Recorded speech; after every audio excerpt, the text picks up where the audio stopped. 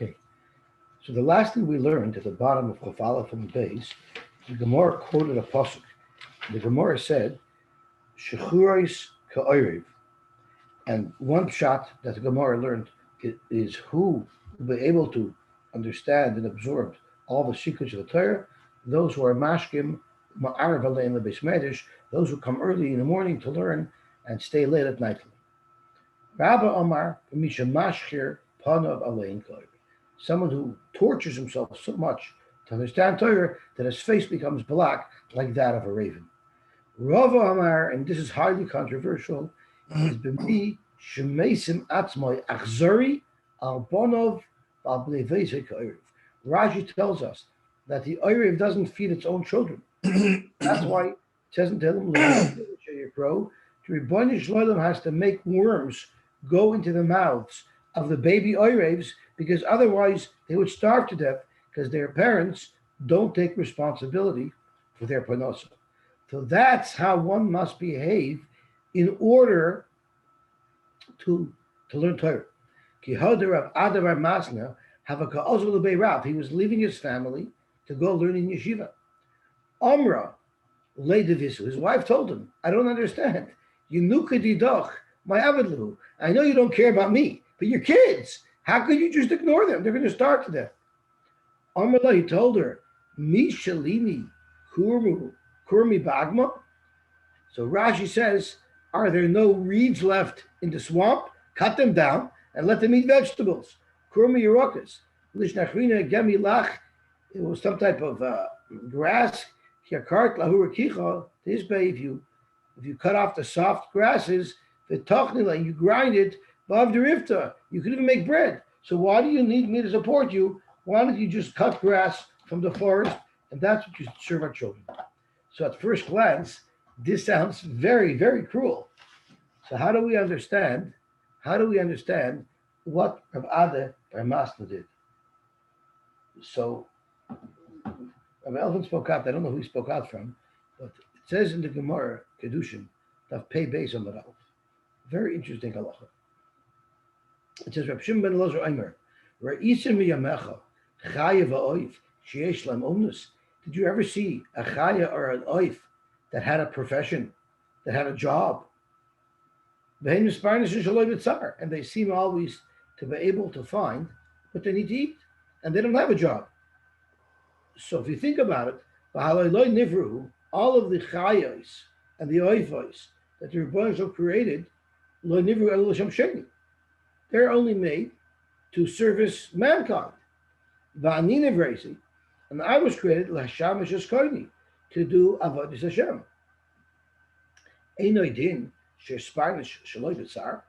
Isn't it logical to suggest that I shouldn't have to be osik of parnasa? So why do I have to? Ella shayrati masai. I did averis. So really, everything should have been that my parnasa comes without any difficulty. But we did averis, and therefore v'kipachti es parnasasi, and that ruined my parnasa. So there are those who say that Rav Ada Bar Masna Avada wasn't looking to be cruel to his children. He was just trying to make a point that really, just like the animals, they can eat grass. Of course, my family shouldn't eat grass. But just like the animals have grass and they have whatever they need, really, my production shouldn't be a problem. If I didn't do any averis and I'm only Aduk and avodas Hashem, Avada, my family will have proper parnasa. And there are those who say that the minhag that we have to put grass and plants around the shul and around their homes on Shavuos is exactly this point.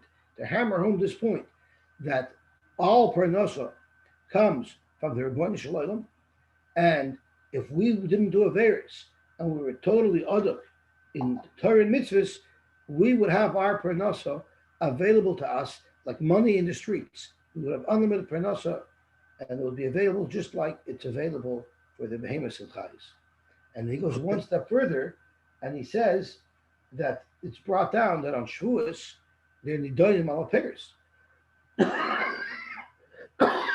The connection is because ayidei Torah, ayidei mitzvahs. If we stick to the mitzvahs of the Torah, then parnasa should not be an issue. Right, but of course, ideal, and that's the ideal. That's right. Okay, In reality, we do have errors. In reality, it says, "B'zeh sapechat lechalechem." that's right. So he can't stick his head in the ground and say, "Listen, I want to be like, Adam Arishon before the Chet." Then he shouldn't be wearing any clothes either. He Yeah, should walk around but the naked. Gemara doesn't tell us the end of the story. The end of the story is Rabbi Melasna went to work that day. Oh, He told his wife, she said, "Okay, I'll fine. Now go to work." Okay. Zok the Gemara weiter. Umishalim l'soinov el ponov lavidoi. Hashem pays off the goyim right away, not the goyim, his enemies. He pays off his enemies right away, lavidoi, to destroy them. Rashi touches el ponov shalakadosh baruch Hu, which is not pashup shat. Doim lekemas lefanim. Hashem looks at the payment that he has to give his soinim as somewhat of a burden, so he wants to pay them back quickly in olam hazeh to be able to get rid of them. Amar B'Shu ben Levi, in Molei Mikra Kosov, if this was not a pasuk, Yev Shalom, we wouldn't be able to say such a thing on our own. Kivayachol, Ka'adam Shenoisha Masri Al Panav, he's carrying a heavy load, and he wants to get rid of it. So it's hard to say that even Chaitim, their Boishlo Kivayachol wants to get rid of them. But as I state in pasuk, V'lo Ya'achel L'Soinai. So the Lashon HaPasuk is Mishalom L'Soinai Al Panav Al Vidai. Lo Ya'acher L'Soinai Al Panav Yishalmo. He will not reduce. He will not reduce. He will not push off. He will not delay in paying back his enemies. He'll pay them right away. Omer Rabbi Ila L'Soinai Al Fuda Lo Ya'acher. Is those who are Baal Aver, he'll pay off right away. Al Ya'acher L'Tzadikim Gemurim. But us Tzadikim, who are Shomer Torah mitzvahs, we have to mitzvah our whole life, and we have to wait till the next world to get our payment. In a way, it's not so fair. We learn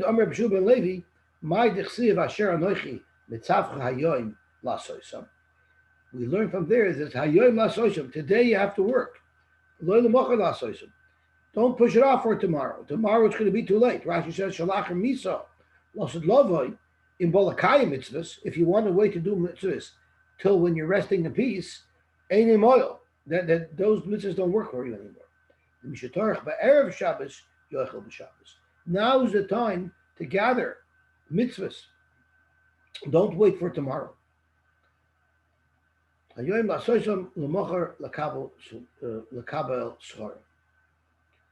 the first question is why is it that Rebbe Shalom doesn't pay us up? Also, why do we have to wait so long to get our schar?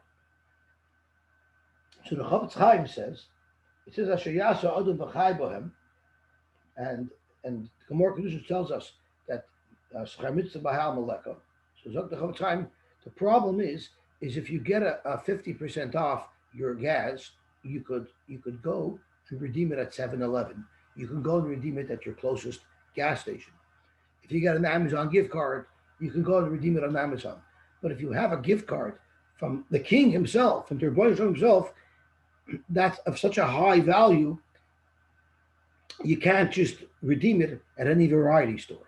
It's like if you win a $6.49, if you win $100 or a free ticket, yeah, you could redeem that at any lottery retailer.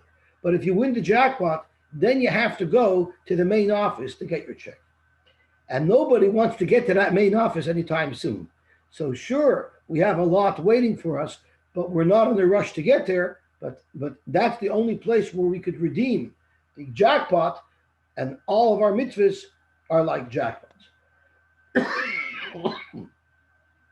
The Kedushas Levi says, it says, "V'atem advekim v'Hashem Elokeichem v'chayim kulchem hayom."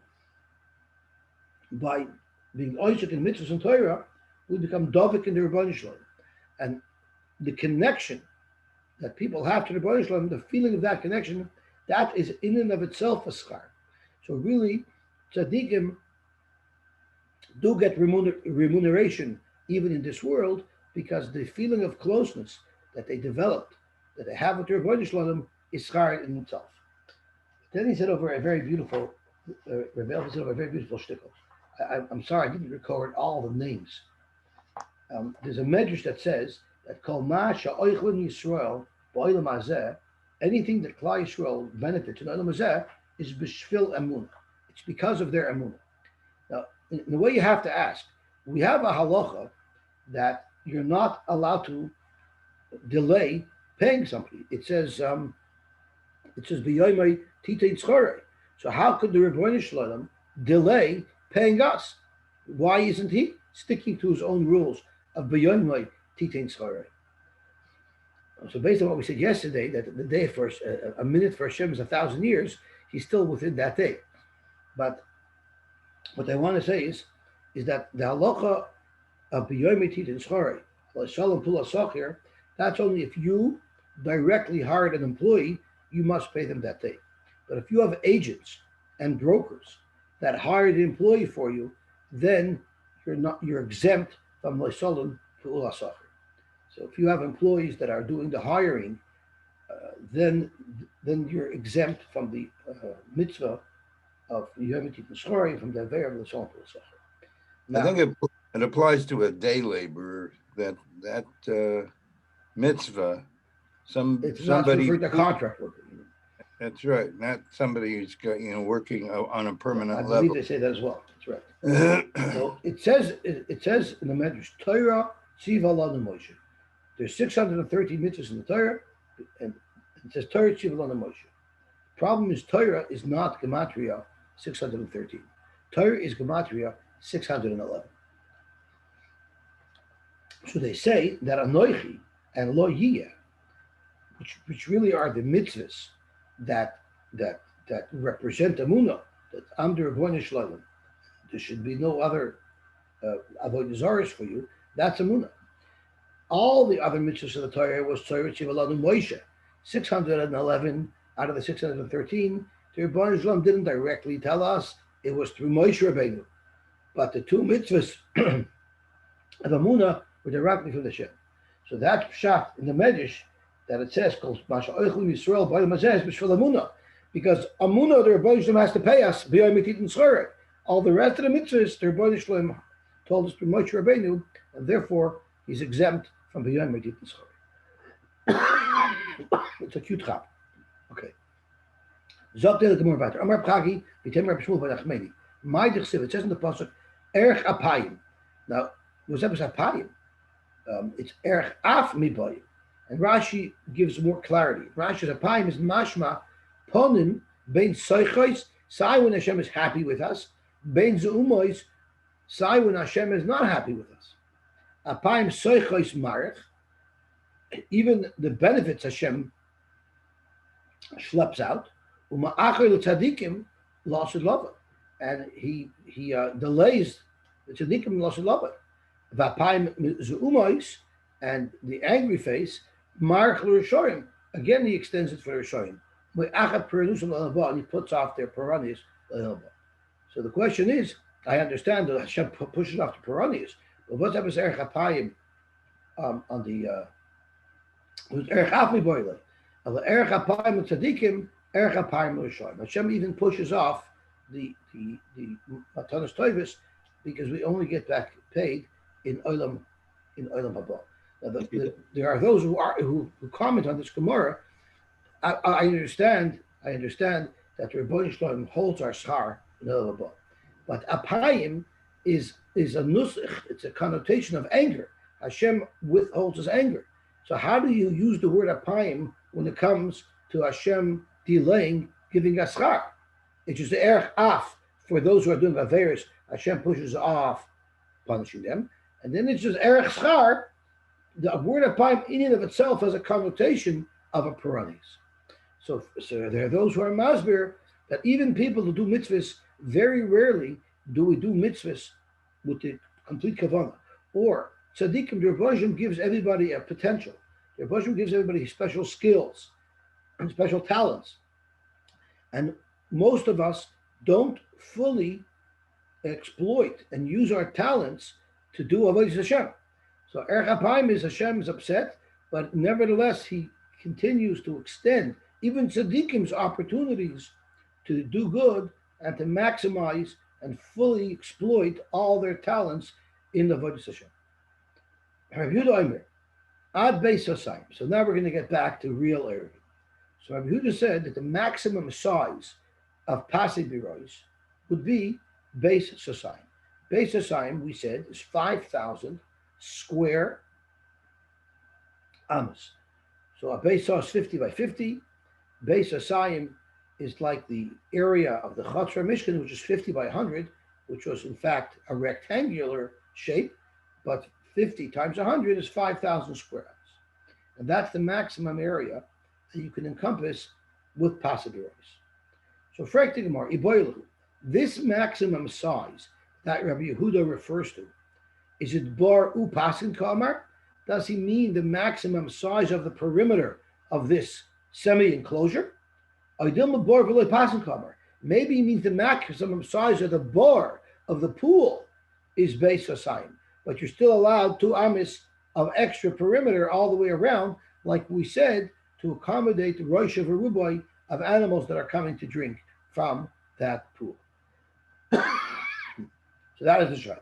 What is the hard limit that Rabbi Yehuda offered? Is that hard limit the size of the pool, or is that hard limit the size of the perimeter area? And the difference is an additional perimeter area of 2 amas all the way around. Zok Gemara. Let's try to explain why we have the shaila. Now, the reason why we would really Pasei Birois, you can go bigger. There's a heter to allow it. Why would we refrain from extending the heter more than Beis Hasayim? That's because there's a general rule that a karfif shalahukov ladira, any type of field area that, although it has mechitzas around it, but the purposes of the mechitzas were not so people should live there. Rather, it's like it's just made to enclose an area, maybe animals, but there's no house there. It's not for people. And an example of a karfif that we would have in present day is a cemetery. Cemeteries are considered karfifs because they might have a gate around them, but nevertheless, they're not hukuf ladira. People aren't living there. So the maximum that we would say that if you surrounded a karfif, hukuf ladira, the maximum size that would be considered the reshus hayachid, and the Rabbanan won't prohibit you from carrying it, is a Beis Hasayim.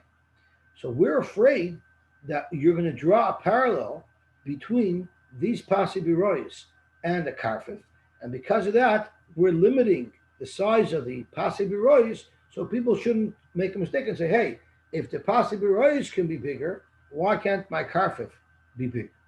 And based on that, the Gemara says as follows. What will people equate with the size of this Pasei Birois? Is Adam Noishim Einav B'Boyrei? People aren't going to focus on the total area encompassed by the Pasei Birois. They're just going to look at the bar, which is the main event, which is the most important part of the Pasei Birois. And therefore,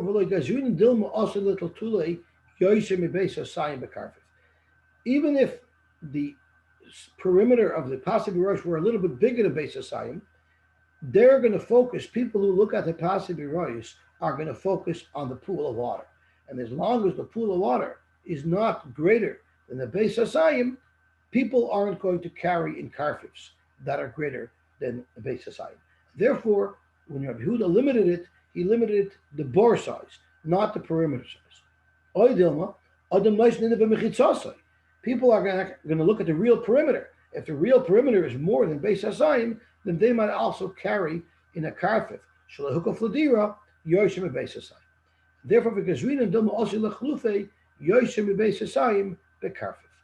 So the whole thing is exerted. The reason why Rabbi Yehuda limits it is because he doesn't want people to get confused between the Pasei Birois and the karfif yoshim Beis Hasayim.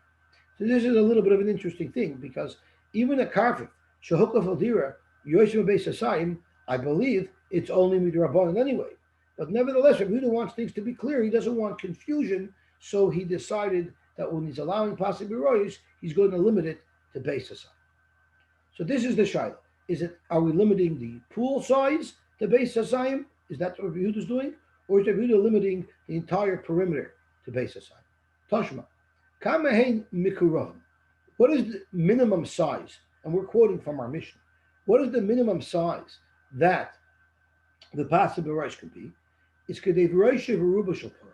We need that there should be a well there, and the Rosh Aruba of the Parah being 2 amis around the well for the animal to approach and be inside there. That's the minimum size of possible rice. The Chamahed. What is the maximum size? So the Tanakama says afilu kur, afilu kurayim, unlimited. Rabbi Huda Eimer, you're not unlimited at all. Base sasayim mutter, up to a base sasayim you're allowed, which is what our Mishnah says. Yet yes, excuse me. Yes, in the base sasayim, but if it's greater than base sasayim, usher, that would be usher. Amru Rabbi Yehuda. So his colleagues told him. Rabbi Yehuda's colleagues told him, I ataboida. B'dir v'soyar muktzah v'chotzer. So deer is a pen that you keep animals in the fields. Soyar is a place where you would keep animals in the city. Muktzah is the backyard that we discussed, and chotzer is the front yard. Don't you agree that those places, afilu beis chamishas kurim, ubeis aseres kurim, but beis chamishas kurim and beis aseres kurim shemuter, these also relatively rudimentary types of shelters, there you don't limit the scope and the size of them, and you allow an unlimited size. So why should this possibly rise be any worse than these 4 items that we listed? Deer, soyar, muktzah, and chotzer. Amalemi told him there's a very big difference. Zu mechitza, those have proper mechitzas, they have proper walls. The edel possible, but possibly rise only have the 4 corners. There, we're not going to extend the luxury of an unlimited, since it's a kula or somachan pasan. There, we're going to limit their scope. Now, here's the punchline. Rab Shimon ben Elazar Eimer, bar beis asayim, a beis asayim mut. A bar that's a beis asayim squared. So it doesn't mean that it's a base aside by a base aside. It just means that just get the dimensions. A base saw is 50 by 50. Base aside is 50 by 100. So it doesn't mean 100 by 100. That's not what Rabbi Shimon ben Elazar means. What he means is the same thing as Rabbi Yehuda meant, and that is that means one square base aside, which would be the same area of 50 by 100, which is 5,000, but it would be a square. So the square root of 5,000 is just over 70. So bar base aside mutter. And they didn't say to make it bigger. Ella kedei rosh v'ruba shopar. So here you clearly see that Reb Shimon ben Elazar is saying, right? It says levad beis asayim shal roich v'bar elo shtei amis. So Reb Shimon ben Elazar is clearly saying that the maximum of beis asayim is the pool itself, and over and above the pool itself, you're allowed to extend this area even bigger in order to accommodate the kedei rushay v'ruba shopar. Now that's Reb Shimon ben Elazar. Hamidika Amar, Reb Shimon ben Elazar, bar v'loy pasan. It seems like Reb Shimon ben Elazar is arguing on Reb Yehuda, and if his comment is that you only look at the area of the bar, and that's limited to beis asayim, but avada you're allowed to add 2 amas all the way around, and he's arguing on Reb Yehuda. Michlal Reb Yehuda bar pasan kamar. It would be logical to say that Rabbi Yehuda holds that the beis asayim limitation is a hard limit on the total area, not on the bar. And therefore, we want to bring a raya that Rabbi Yehuda holds that the total amount allowed is beis asayim, and you don't have any extra space, because the extra space is the suggestion of Rabbi Shimon ben Elazar, who's arguing on Rabbi Yehuda. So you don't have a raya. Because Rabbi Yehuda also bore bully pasan kamer. Rabbi Yehuda also assesses it the same way as Rabbi Shimon ben Elazar, that the maximum size of the bar is beis asayim, but you're allowed to land around it. Frek the Gemara, Ihaki Hainu Reb Shimon ben Elazar. So then Rabbi Yehuda Shita and Reb Shimon ben Elazar Shita are identical. But when you read this brisa, it's pretty clear to see that Reb Shimon ben Elazar's intention is to argue on Rabbi Yehuda. So after the Gemara, there's still a machlokes. Ike benau orich v'kol. Rabbi Yehuda says, base a sign. It doesn't matter if it's a rectangle. It doesn't matter if it's a square. The area of base of sign is allowed any way you have it, which means you're allowed to have a rectangular pasibirois that's 50 wide, that's 100 long. But Reb Shimon ben Elazar, when he said base of sign, he's making it clear that the shape of the pasibirois always has to be a square. And that's the only prat in which Reb Shimon ben Elazar argues on Rabbi Yehuda. They both agree as to the fact that it's only the bar, and you have a little bit of extra space around it for land. But the machlokes is that Reb Shimon ben Elazar holds that pasi biroyis are only allowed if it's an exact square. Rectangles are not allowed for pasi biroyis.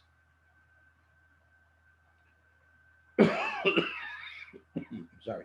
Zokti more weiter. Klal Omer Reb Shimon ben Elazar. Kol avir shetashmishe l'dira. Even if we have an enclosed area that does not have a roof, it's open air, but the perimeter was made for people to use, then kagoin dir v'soyar muksa v'chotzer, like those four items earlier that we said have no limitation on the area that they can encompass. Afilu beis chameshes kurim ubeis aseres kurim mutter v'chol dira shetashmisha la'avir, but any dira, meaning it has a roof, even if it has a roof, but its purpose is not for humans. It's just for the field areas. Going bergonin shabasadish, like those watch booths, those guardsman booths that are in the fields, which are made primarily for the fields, not to live in.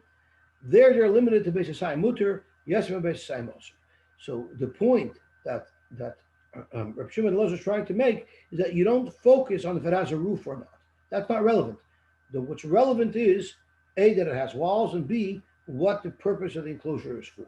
If it's to accommodate people to live somewhat, then you're not limited in how much you can enclose. But if it's for a field, it's not really made. Even if the person is going to be sheltered in there, but it's not for him to live there, he's only there as an accessory to the land, that's not called Kedira, and that's limited to Beis Hasai. Now we're going to learn a Mishnah that is very familiar to us because the Gemara has already quoted it several times. What if there's a main thoroughfare that goes right through your Pasei Berois? So Zok Rabbi Yehuda, that's going to mess up the Rishus HaYachid of the Pasei Berois.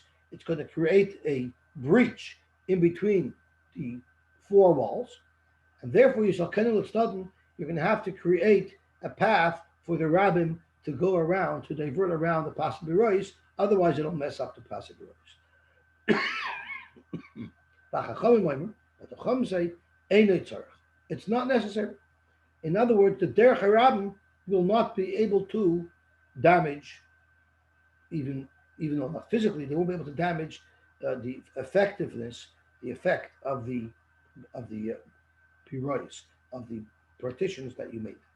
Rabbi Yochanan and Rabbi Elazar both said the halacha, and we learned this earlier. Kan over here, here the Chachamim showed the power of mechitzos, that even if a rabbim are walking through them, the rabbin will not be able to destroy the mechitzos. Kan usvirle.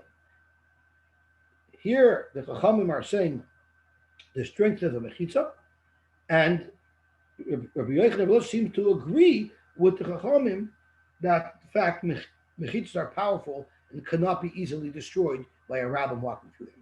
Is that so? The Omer Rabbi Bar Barachana, Omer Rabbi Yochanan, Yerushalayim. Il Molid also said in Olis Balayla, if it wasn't for the fact that the doors were closed at night because there was a main street that went right through from one end of the city to the other end of the city, and there was a main thoroughfare, and even though we would have a Tzurish HaPesach, it doesn't matter because there's so many people walking through it, that destroys the opening. But if it wasn't for the fact that they actually closed the doors at night, which basically breaks the flow of traffic, then Chayavin Aleh Mishum Rishus Harabim. Then if someone carried in Yerushalayim, they would be chayiv as if they were carrying in a regular Rishus Harabim, because the people, the multitudes of people walking through the city, would break the barriers and not and ruin the Rishus Hayachid. So this is exactly the opposite of what we just said from Rebbe Lozer, that they cannot be broken by rabbim walking through them. Yes, Now, Rebbe Yochanan and Rebbe Lozer are only going according to Chachamim, correct? I mean, I'm assuming that's right. They're making a point in the Chacham. So you're saying what's the raya that they agree? So that's exactly what the Gemara answers. Alakan v'loy. They were making a point that here you see how strong mechitzas are in the opinion of the Chachamim, but we don't necessarily agree with it because we hold, like we see in Yerushalayim, that rabbim walking through it will destroy the Rishus HaYachid, and therefore you'd have to close the doors. Exactly as you're suggesting. And they hold like Rabbi Yehuda. And they would hold like Rabbi Yehuda, correct. V'rami Rabbi Yehuda, v'rami Rabban ad Rabban. We're going to find a steering. Our Mishnah seems to indicate that Rabbi Yehuda holds that a rabbim can destroy mechitzos, and the Rabban hold a rabbim cannot destroy mechitzos. We're going to show you in a different place where they seem to have taken opposite positions. The Tanya, Yeser al King Rabbi Yehuda. Now this is going back to a brisa we had many times. And Yeser al King, the first case of this brisa was when a person owned two-story buildings that were directly across the Rishus Harabim from each other. And he decided that he's going to make a bridge from the second floor of one building to the second floor of the other building. So you have a bridge going across the Rishus Harabim, and the street goes underneath it. Everybody agrees there that underneath that bridge, you say good achis, and you say good asik, and you say that underneath the bridge is walled in. Everybody agrees to that. But Rabbi Yehuda said even more. Yes, okay, Amar Rabbi Yehuda. Misha hayolo shneim batim, mishnei tzidi Rishus Harabim. If someone owns two homes opposite each other on either side of a Rishus Harabim,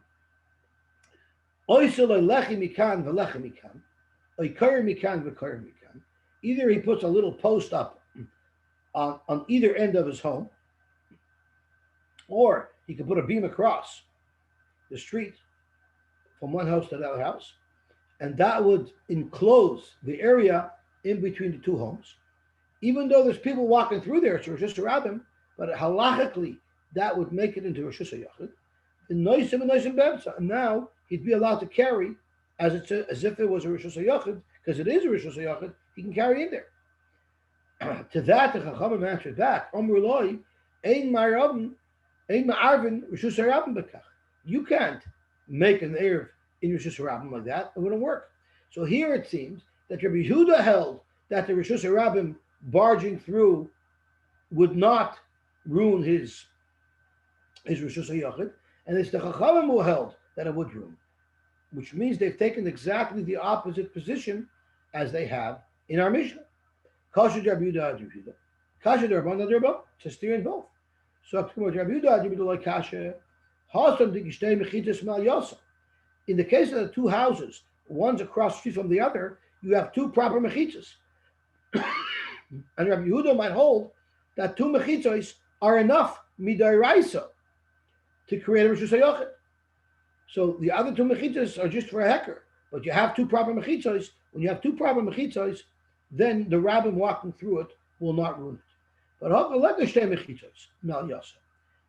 in the case of Pasib Royes, at best, these aren't really good mechitzos. They're just two L brackets on either side. There's shvacha mechitzos. So when you have shvacha mechitzos, there I agree with Rabbi Yehuda that the rabbin walking through them will distort them. But if I have a fully functional, proper mechitzos, then the rabbin can't destroy it. So it's interesting to note, we have to extract from here that Rabbi Yehuda holds two walls alone are enough to make something into a Rishus HaYachid.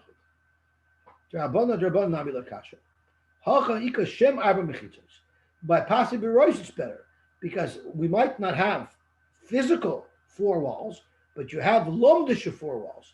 But in lomdish, you have full four walls.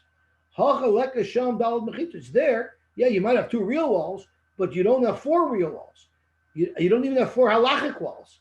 While Pastor Beresh have four halachic walls, and therefore the rabbin cannot destroy them.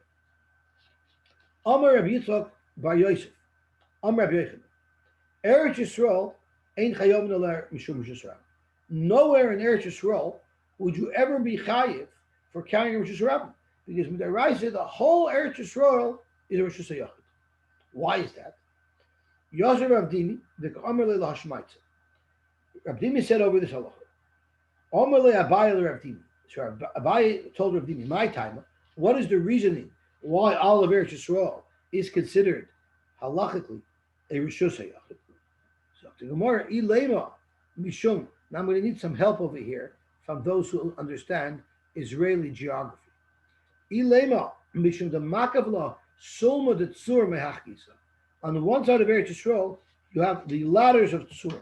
Rashi and Amar Aleph tells us that Sela Har Gavoya Soviv. There's a mountain range.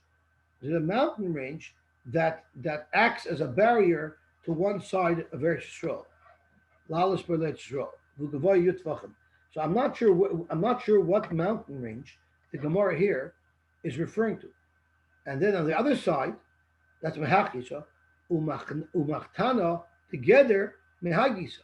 And Rashi says, Morit Cheritz Omok. So there's a mountain on one side and there's a sharp drop off on the other side. Yutvachim Baruch Abdal, Tzovet Shomadichisa. So there we have two mechitzas. Pavel mechitza. When he the Ashur Tatul Midarbanan, I understand it would be Ashur to carry in their Shom Midarbanan. Miu Lavrish Rabim Daraisehi Lechayuvi. So does anybody understand where this, like I know you have the Mediterranean on one side, right? In the north, I'm not sure where the borders of Eretz Yisrael are, but in the north, is the Golan, is that considered a mountain range? And where is there a drop off? I'm not sure where this is. Har Halbanan, is that possible? Where is that? That's north, right? North, Lebanon. So there's a mountain range to the north of Eretz Yisrael? Har Halbanan, right? That's is that a range or there's one mountain? And the ski resort in the Golan, what mountain is that? That's Hermon, right? Hermon.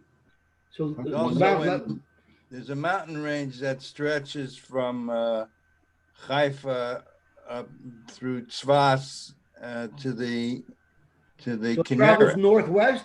Northwest. Har Carmel. It's almost from east to west. East to west, because Haifa is pretty far up north. So, yeah. So that's the northern border. And where is there a drop off? Unless that means by the Yarden. But I'm not sure where the drop off.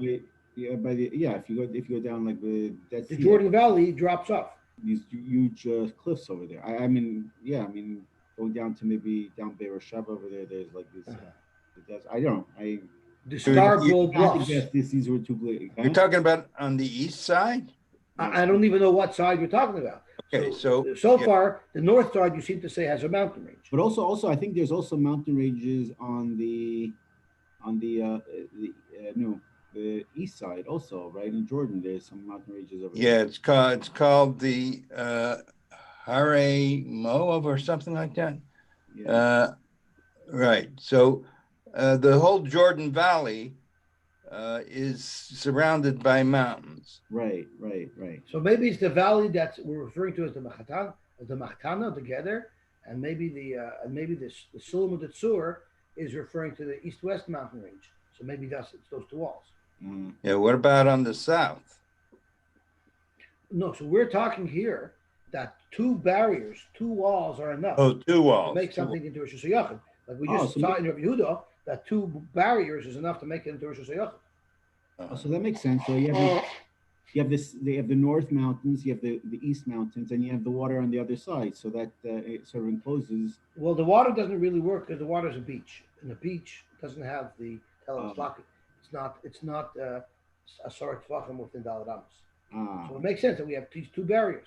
As soon as we have these two barriers, that would make it into a Shusayachim. Doesn't matter if one's on the north and one's on the east.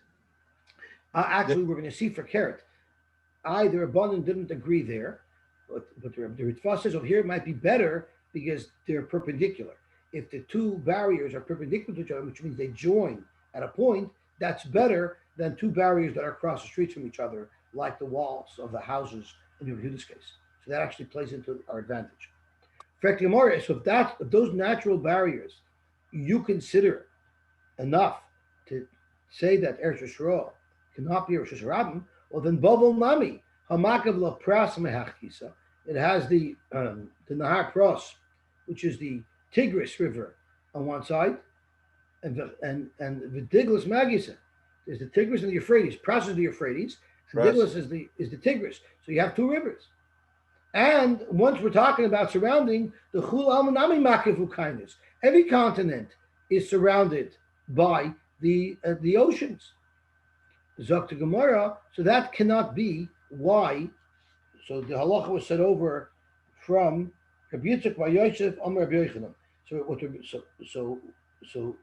Abaye told Rav Dimi, it cannot be that what Rabbi Yitzchak by Yosef meant were these things, because those things also are features that you find in other places as well. Rather, Dilma Milas Umardais Kamrit. The reason why you must mean that Eretz Yisrael is not a Rishus Harabim Deraisa is because there's a lot of places in Eretz Yisrael. We know you walk through Shalayim, you're climbing the hills and going down hills all the time. So Rashi says, Shein Chayavin Alei Mishum Rishus Harabim, the Loinicha Drisa de Tu. It's not a Rishus Harabim because it's very difficult to walk through. And since it's very difficult to walk through, you don't have multitudes of people. You can never have a Rishus Harabim Deraisa because the roads going through Eretz Yisrael are very difficult to traverse. And that makes it that it shouldn't be a Rishus Harabim. A Rishus Harabim is you have a wide, flat road, like a big highway, a super highway, that's a Rishus Harabim Deraisa. But a difficult road to traverse, that's not called a Rishus Harabim. Amar Lei, so Dimi told Abaye, you are smart. Kakafna, Rashi Bal HaGogoylus, you have a good head. Rashi says. So Rav Dimi was impressed. Abaye, you figured it out. You're pretty good.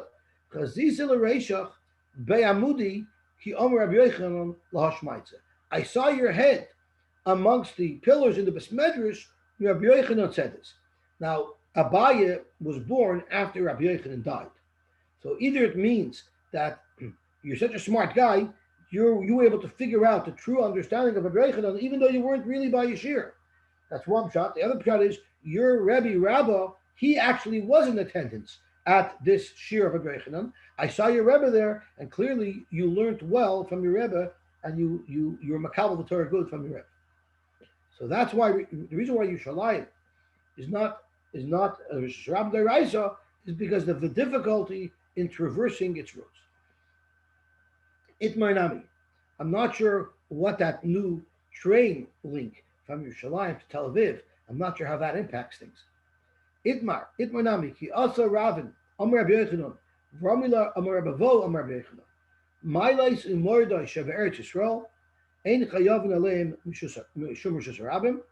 Why? Mishum Lefi She'enon Kediglei HaMidbar. It's not like the Diglei HaMidbar where you had big thoroughfares that was easy to traverse. These are very difficult paths to traverse, and therefore they're not considered Rishus Harabim. Boimine Rechava, I'm not sure how the ArtScroll pronounces his name. It's Rachba. He says Rachba. Boimine Rachba. Tel HaMeslakit Asor B'toich Arba. Tel HaMeslakit is an incline. It's a sharp incline, meaning it moves up 10 tvachim within 4 amas. So it moves up about 4 feet within a span of 8 feet. So it's still not as steep as a 90-degree angle, but it's still pretty steep.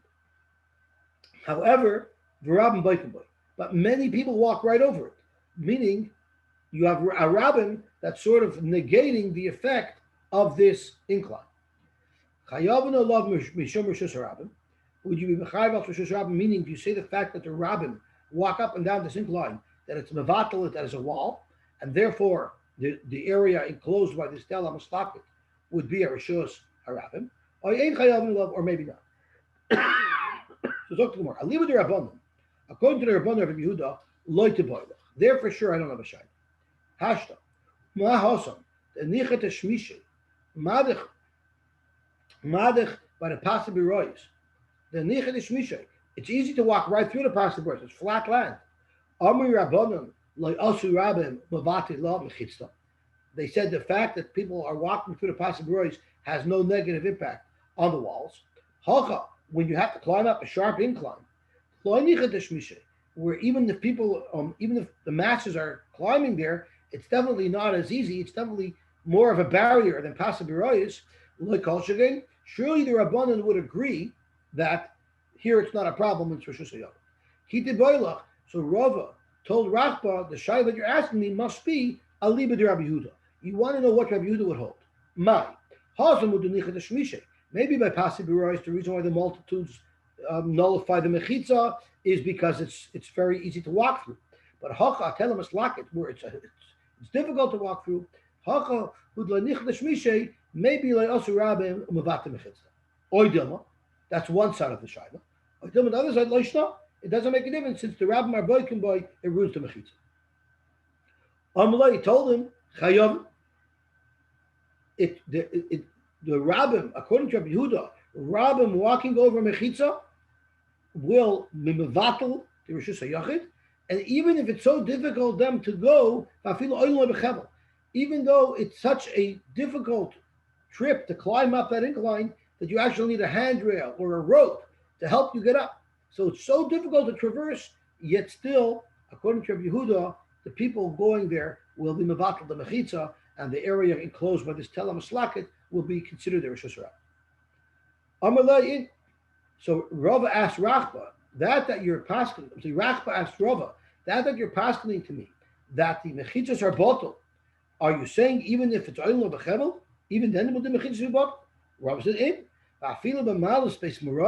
Rashi says that was such a steep area that people had to climb up there in single file.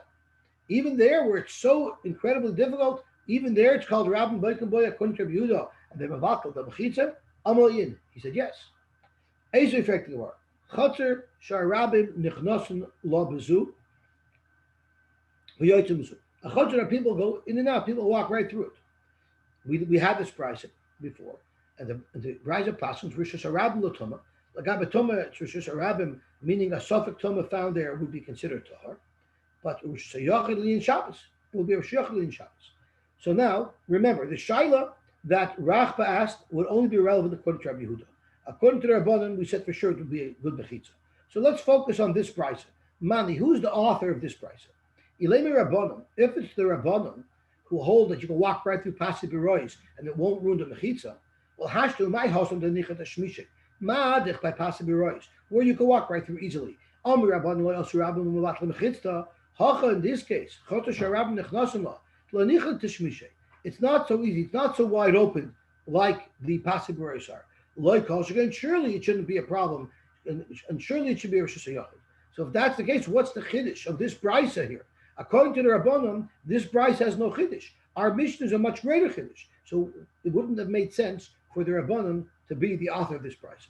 And a lot of Rabbi Yehudi, it would only make sense to say that the author of this brisa is Rabbi Yehuda, and the chiddush of the brisa is that even though by Pasib Rois it's mevatel and mechitza because it's easy to go by, here since it's a little bit harder to get by, it's not mevatel the mechitza. And therefore, Rava, you telling me that according to Rabbi Yehuda, that by an incline, by a telam slakit, the Rabbin Boykin by Rabbi Yehuda holds would be mevatel the mechitza, maybe not. If Rabbi Yehuda is the author of this brisa, maybe not. Maybe it will be a Rosh Hashanah.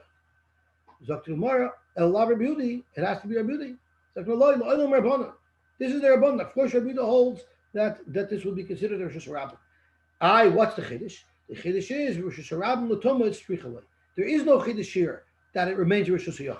Because in fact, the Chachamim hold that it's poshut, that people walking through there don't impact the mechitzas. The chiddush is that it's considered Rosh Hashanah and the safek toma in it will be Torah.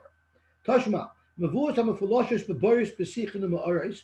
You had a mavi that was connected to a bar or a cave, a mavi that's underground. Rishus hayachid l'Shabbos. It's a Rishus hayachid for Shabbos. Rishus Rabbin l'Tumah. So first the Gemara says we need to know taich. The bar is the mavi is in a bar. It doesn't make any sense. Ella liboris. So you should read it mevuas hamafuloshes liboris. And liboris meaning you have a mavi that's open to Rishus Rabbin, But right at the Rosh Hashanah, you can't just walk straight from the Mobi to Rosh Hashanah. There's a bore that obstructs most of the way. And we can just take a quick look at the Arch Scroll. As you can see, here's the Mobi. It's open to Rosh Hashanah on either end. But on one end, you have a bore that obstructs, can't get through easily. There is a little bit of patch of land on either side of the bore where you could get around to Rosh Hashanah. So it is been foolish, but your path is very, very obstructed because of this big bar that you have to walk around that's in the way. So this is also comparable to our Shiloh, where there's a stickle barrier there. Now, Laboyers, so the loch is it's Rishus HaYochid LaShabbos, Rishus HaRabban LaTumah. Again, the same type of raya that we had before. Mani, Ilay Merabonon, if you want to say it's the Rabbanon, well, according to the Rabbanon, it's not a Chiddush, because a rabbin never impacts the fact that there's a barrier here. In the case where there's a bar, it's difficult to get around the bar. Like Kol Shekain. And Rabbi Yehudi, our Bryce must be going according to Rabbi Yehuda and tell you a Chiddush that according to Rabbi Yehuda, if rabbim walk through it, but it's difficult, Rabbi Yehuda would be moider that they don't break the barrier. And again, it's a shkasha on Rava's answer to Rach B'Shaila. So really, this is the Rabbanon talking. So what's the Chiddush of this price? The Chiddush is Rosh Hashanah to tell you that even though people can't get through easily, we still consider it Rosh Hashanah to say Safek Tumah Rosh Hashanah's Feketar. Toshma Shvilei Beis Gilgal, the paths in Beis Gilgal. And Rashi says Maila Gavoya Uzakufahi Beretz Yisrael. It's an area that's very difficult to traverse, sharp, narrow paths. And similar areas to that, where you have this telemaslaket that's very difficult to pass through. Rosh Hashanah l'Shabbos, Rosh Hashanah l'Tumah. Ve'zeu shvila beis Gilgal. What are these shvila beis Gilgal? Amri devei Rabbi Yannai kol she'ein ha'eved yochel litil so shel chitin yorosh l'flisrajit. If it's steep enough that a servant could not run up them holding a sof chitin, anything that's that steep is considered shvila beis Gilgal. And those are considered barriers, even though people walk through them. Again, the same structure as the previous two rides. Mani, ilam rabbanon. Why is it a chiddush? In our Mishnah, Ami rabbanon lo asu rabbim mevatla mechitzta. Hachad lo nichla shmishta. It's hard to walk through these shvila beis Gilgal. Like Kol Shekain, surely they shouldn't be mevatl the barrier. Ela Rabbi Yehudi, only according to Rabbi Yehudi would this be a chiddush. And you have a right that Rabbi Yehuda holds that these places that are difficult to traverse, they don't mevatel the mechitza. Amalei shvila beis Gilgal kalmert. Shvila beis Gilgal are very different. Yeshua oyev Yisrael haya. Yeshua, when he distributed Eretz Yisrael, he loved Eden. And you know what he did? Amad v'tiken lahem drochim usratya. And he created big roads for Klal Yisrael to be able to get through Eretz Yisrael. Kal heicha denichat shmishta. Any place where it was easy to get across this road, it was easy terrain, Masul around. He gave those roads to the city. They became a municipal public property. And those are and those roads, Rabbi Yehuda holds that if rabbim walk through something, it breaks the mechitzas. But only when do you say if a rabbim walks through something, it breaks the mechitzah? That's if it's public property. But all of the roads that were very hard to traverse, he didn't make those roads public property. He left those roads as private property. And Rabbi Yehuda is moida that if it's baki b'rabbim, but it's private property, there it won't ruin the mechitza, because technically the owner of the property can put a gate there and stop people from coming through. So when does Rabbi Yehuda hold that if people walk through an area, even if it's difficult, it's mevatel the mechitza and it makes it into Rosh Hashanah? That's only if it's public property. But areas that are difficult to traverse, that are private property, there Rabbi Yehuda would agree that they're not mevatel the mechitza, and therefore it would be a Rosh Hashanah. I guess we could stop here. What does it mean for Shus Tamil when it's tummy for no Shus